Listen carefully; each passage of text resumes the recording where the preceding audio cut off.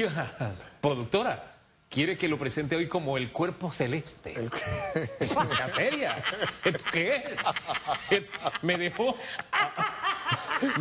anonadado a propósito de los mozos del taburete. Eso pareciera que fuera del universo. Total, ya estamos en dimensiones ya galácticas. Oiga, ¿qué presidente ni qué presidente? Por favor, tome la palabra. Oiga, ¿va a subir el volcán conmigo? Mire, este fin de semana tengo un compromiso. Tú no Pero puedes en la ya. próxima Escúchame. excursión, No. por ahí Usted tiene, para usted subir al volcán, usted tiene Bajar unas que libritas. prepararse, ejercitarse, Total. bajar unas libras que usted se ha subido. Total. Porque imagínese, 2 regados allá en las faldas del volcán, no. ¿2 quiénes? O sea, estoy hablando en quiénes? General. sentido figurado. El camarógrafo, ¿no? Pues sí, exacto. Ahora sí. 4 horas va a demorarse, pero no importa. Mire, no importa el recorrido, si es largo, si es corto. Lo más importante es cuando usted disfruta ese recorrido Así y llega a ese punto cúspide. Y lo llevo a una analogía en la subida del volcán de Hugo a la subida del gran volcán que va a ser el PRD. Wow. Porque de ahí quisiera hablar. ¿Sabe?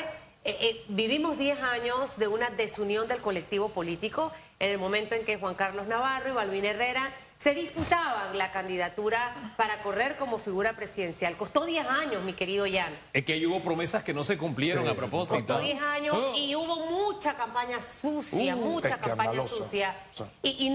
Y luego no pudo darse esa capacidad de conversar, de sanar las heridas y de seguir hacia adelante. Ahora, hasta ahorita 3 figuras.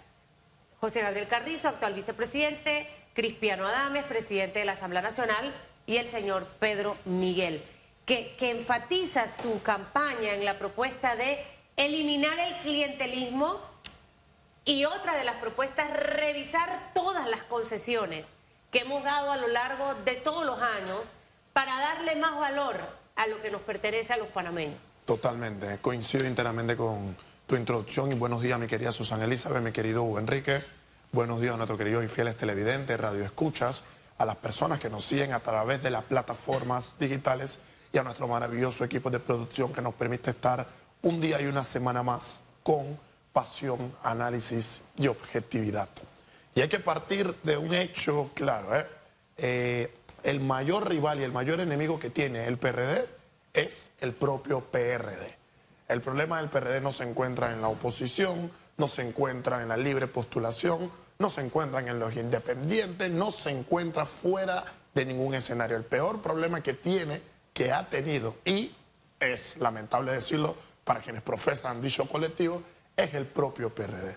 ¿Y por qué lo señalamos? Porque, mi querido Hugo Enrique, luego de 10 años de estar fuera, sin duda alguna, de la palestra política, de perder el control, de perder el gobierno, de no tener algún mandato, de no tener, sin duda alguna, una conexión entre un ejecutivo, entre un legislativo o viceversa, y ver que al llegar a tomar ahora el gobierno, enfrentar una condición tan crítica como lo fue la pandemia, y hoy, restando ya casi año y tanto para las elecciones que se nos avecinan, que el PRD, que le costó pero escandalosamente, y ojo, ganó por migajas de pan de trigo. El PRD no arrasó en las elecciones anteriores, ganaron por unas migajitas de pan de trigo.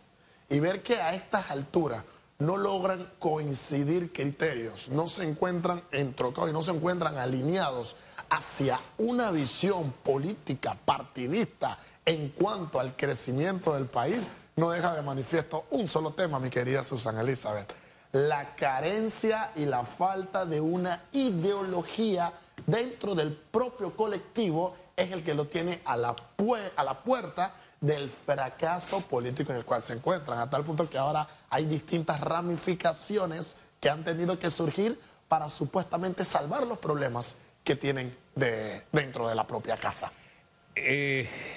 A mí me quedaron algunas dudas, que los políticos tienen su forma muy particular de aclarar sin aclarar, ¿no? Total. Porque don Pedro Miguel hace una disección. Él dice, nosotros saldría de estas primarias el candidato del partido. Y dice, hay un límite. Otra cosa es ser candidato del gobierno. Yo no logro hacer una diferenciación. ¿Usted cree que el votante sí hace esa diferenciación de que no, este es candidato del PRD, no es candidato del gobierno? Es espectacular la reflexión, porque a priori te lo contesto, mi querido Enrique, el votante no lo sabe diferenciar. Y máxime, cuando una naturaleza que nosotros tenemos es que en materia política carecemos de una ideología. Y el PRD, que podríamos decir que es el partido que mayor ha podido profesar un intento de una ideología, entiéndase esto, las ideas torrijistas, ahora nosotros vemos que hasta el propio torrijismo se encuentra subdividido. Al parecer hay un torrijismo tipo 1A, hay un torrijismo tipo 1B, hay un torrijismo 1C y están todos los demás que profesan la otra línea del torrijismo. Entonces, esto de ser el del gobierno, no el de la otra postura, no el que está ni a favor ni en contra, sino todo lo contrario, lo único que nos da el matiz es que no están alineados y no comprenden que lo que no importa en estos momentos es el interés de Hugo Enrique Fomanía o el interés de Jean Josué Ramos Fergus. El problema que nosotros tenemos es que no tenemos a una figura clara en ningún colectivo que entienda los problemas nacionales que nosotros tenemos, a tal punto de dejar de lado la politiquería, dejar políticas de gobierno que duran quinquenios y enfocarnos en esa visión país, que justamente es el PRD quien tanto lo señala, ¿no?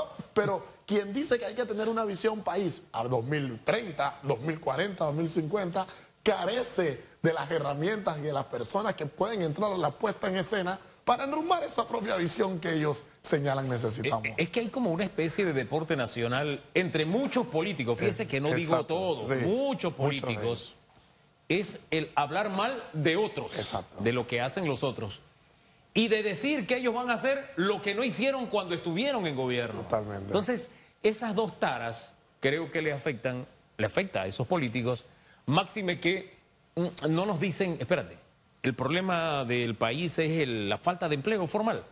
Esta es mi estrategia para que el país lo tenga.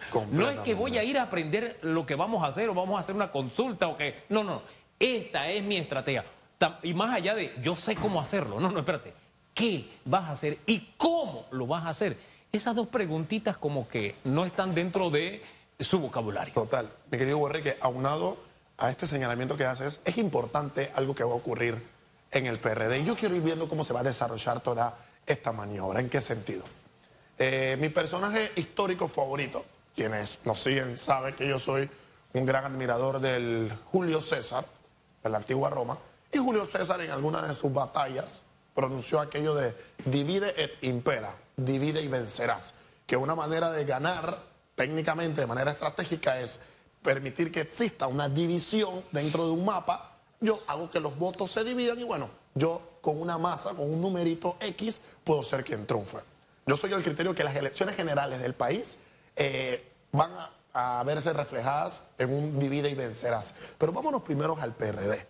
¿A quién beneficia esta división que están teniendo interinamente? Porque vemos tres corrientes, estamos viendo tres caminos y al parecer todo se está dividiendo. Pero esta división al final del día tiene que hacer que alguien impere, que alguien venza. Entonces a mí me llama mucho la atención ver cómo, si dentro de algunas encuestas señalan que el candidato de gobierno está detrás de la ambulancia, ¿cómo piensa el gobierno alzar su propio partido y su propia figura y pretender una reelección que históricamente ha sido inconcebible en nuestro país, so pretexto o so justificación de que, bueno, es la persona que está ungida para dicho cargo? Entonces allí es donde vienen las divisiones, pero es una pregunta que me interesa, ¿no? Dentro de ese mapeo político que se empieza a desarrollar en miras de ese 2024, que ya todo el mundo está pensando en esas elecciones, me interesa ver dentro de esto del divide y vencerá, quiénes serán los vencidos y quiénes serán aquellos que logran vencer. Ahora, lo cierto es que al hablar del PRD y comicios internos, estamos hablando de es lo más parecido a una elección general nacional. Totalmente. Con excepción del tema de las reservas, que todavía yo no logro entender cómo en un circuito donde tú eres fuerte tradicionalmente, como San Miguelito, tú lo reservas todo. Completo. Eso no tiene ni pie ni cabeza para mí. Pero ese detalle es importante. Estamos frente a la elección de partido más grande. Así es. A nivel nacional. Justamente por eso hacía la analogía con que el mapeo que ocurra dentro de las interinas del PRD nos va a ir dando unas luces de lo que a largo plazo nos espera para el 2024. Pero a ver, yo creo que inicialmente, tanto en las redes sociales como los propios colectivos, están haciendo mucho énfasis en la persona.